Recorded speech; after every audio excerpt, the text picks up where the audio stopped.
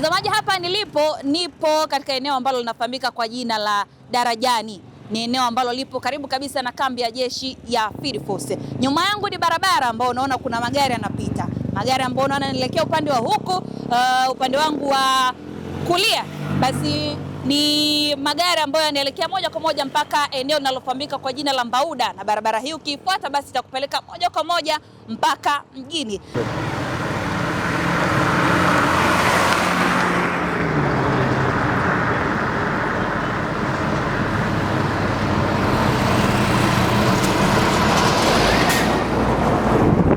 Lakini magari ambayo yanatoka huku yanaelekea huku basi ni magari ambayo yanaelekea moja kwa moja mpaka eneo linalofahamika kwa jina la Mrombo.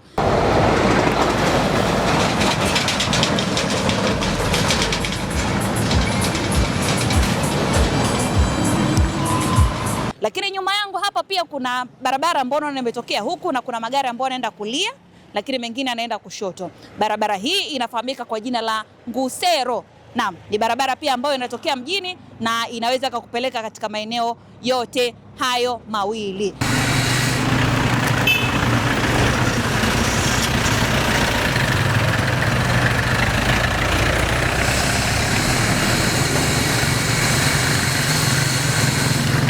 Lakini lengo ni kwamba mtazamaji, nikwambie tu barabara hii kama ambavyo nimekuambia mwanzoni ni barabara ambayo ukifuata moja kwa moja itakupeleka eneo linalofahamika kwa jina la Mrombo, na ndo eneo ambalo upo uwanja wa Samia ambao ni uwanja utaenda kutumika katika ile michuano ya AFCON 2027. Sisi kama timu ya Panorama Media tunatamani kufahamu kwa nini hizi barabara zimekuwa na majina haya, na pengine pia mtazamaji anatamani kufahamu kwa nini barabara hizi zimepewa majina haya, kwa kama ambavyo tunaona katika maeneo mengi. Mara nyingi sana majina ya maeneo mengi kuna tafsiri ya hayo maeneo kuitwa majina hayo.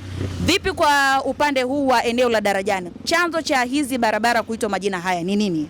Labda tukianza na hii barabara ambayo inaitwa Ngusero.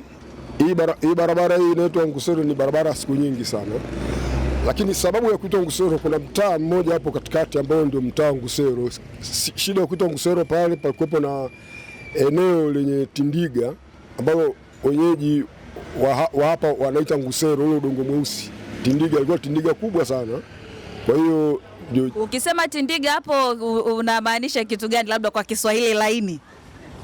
Kwa Kiswahili laini ni lile eneo ambalo linakuwa chepechepe la maji mengi na majani yale ambayo linakuwa na matope mengi sana. Ni tope ambayo imejishika tu, lakini ilikuwa kuna majani marefu yale makuruhili kwa Kiswahili tufasaha mimi najua, ambayo ndio wao yanatumika kwa kuwezekea manyumba. Kwa hiyo lile eneo lile ndio lilikuwa lina tope la namna hiyo lingi na yale majani, ndio sababu ya kuitwa Ngusero, kwa sababu hapo zamani ilikuwa hakuwa na mji wote pale. Ilikuwa ni eneo ambalo limejaa tope, Ngusero, yani ule udongo ule. Kwa hiyo ule udongo ndio ulikuwa unaitwa Ngusero? Sawa kabisa, ule udongo mweusi ndio wanaita Ngusero. Na hiyo ni kilugha ama ni jina tu ambalo lilitokea?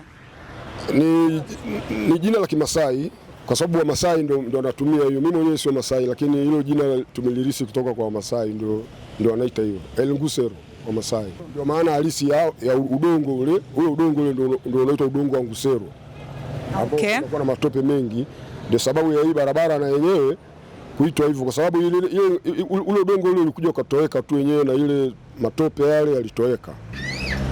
Alikuwa nakauka kidogo kidogo baada ya makazi ya watu kuhamia hapo. Watu walianza kujenga manyumba pale, ndio na ile tope kaondoka.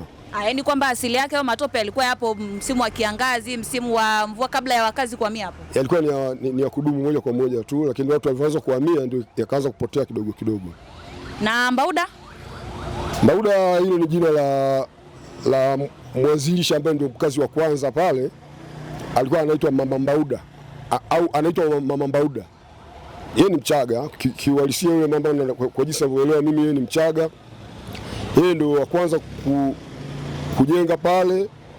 Kwa hiyo eneo lile lote lilikuwa linaitwa kwa Mbauda, kwa Mama Mbauda. Kwa hiyo lile eneo lile lilianzishwa mpaka hata soko la mnada lile ni kwa ajili ya yeye Mama Mbauda. Kiuhalisia kwa kabila yule mama yeye ni Mchaga. Kwa hiyo ni jina la mama ambalo ndo likaipa nafasi ya eneo hilo kupewa jina hilo. Na ndio ikachukua ile eneo lile likaitwa Mbauda, na ndio barabara ambayo inatokea kule kushuka chini ikajulikana kwa jina la barabara ya Mbauda. Na Morombo?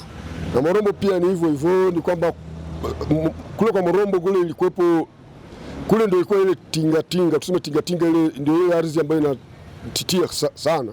Ilikuwa hakuna makazi yoyote ya watu, ilikuwa hakuna mtu ambaye ilikuwa hakuna nyumba zilikuwa ziko nje mbalimbali kabisa kule porini. Kwa hiyo mkazi wa kwanza kabisa kuja kujenga pale ni Mchaga mmoja ambaye alikuwa anafanya biashara zake kule mjini. Baada ya kufanikisha, yeye ndio alikuwa wa kwanza pale, alifungua baa. Kwa hiyo kwa Morombo ni kwa ajili ya huyo Mchaga ambaye alikuwa ni kutoka Rombo, ndio alikuja pale akaanzisha makazi pale. Sasa ndio eneo lile lote likabeba hiyo jina, na ndio barabara nayo ikaitwa barabara kwa Morombo. Yeye ndo alikuwa mtu wa kwanza kujenga eneo hilo. Eneo hilo ndio alikuwa mtu wa kwanza, ndio nyumba ya kwanza alijenga pale, kwa sababu nyumba zingine zote zilikuwa ziko maeneo ya mbalimbali kidogo nje, sio ya eneo lile, kwa sababu eneo lile lilikuwa ni ngumu sana kujenga. Kama nilivyosema kwanza, ilikuwa ni ile tingatinga ambayo ni eneo linalo chepechepe. Hata baadhi ya maeneo ilikuwa wanyama kazi kama punda na mbeu wakipita wakizama wanapotea moja kwa moja. Kwa hiyo ile ni eneo ambalo lilikuwa lina chepechepe sana tingatinga, yaani ilikuwa inabonyea eneo kubwa sana la maeneo yale ya pale. Lakini yeye alifanikiwa kujenga nyumba pale na alifungua baa pale. Kwa hiyo ndio wakazi wengine walipoanza kuja mmoja pale mpaka ile tope ile ikaondoka, na ndio mji ukakomaa mpaka sasa. Umejiandaje kuipokea AFCON wewe kama Mtanzania, wewe kama mkazi wa Arusha? Nimejiandaa kuipokea katika harakati ya mafanikio. Ni kwamba bila shaka patakuwa na mzunguko mkubwa wa hela, kwa sababu tutapata wageni wengi. Kwa hiyo tunataka kuboresha biashara zetu ndogo ndogo ili tuweze kupata mzunguko, kufaidi huo mzunguko wa hela utakaojitokeza. Shukrani sana. Asante sana. Na mtazamaji, sisi ni Tanzania Panorama Media na mimi ni Nasma Mayunga.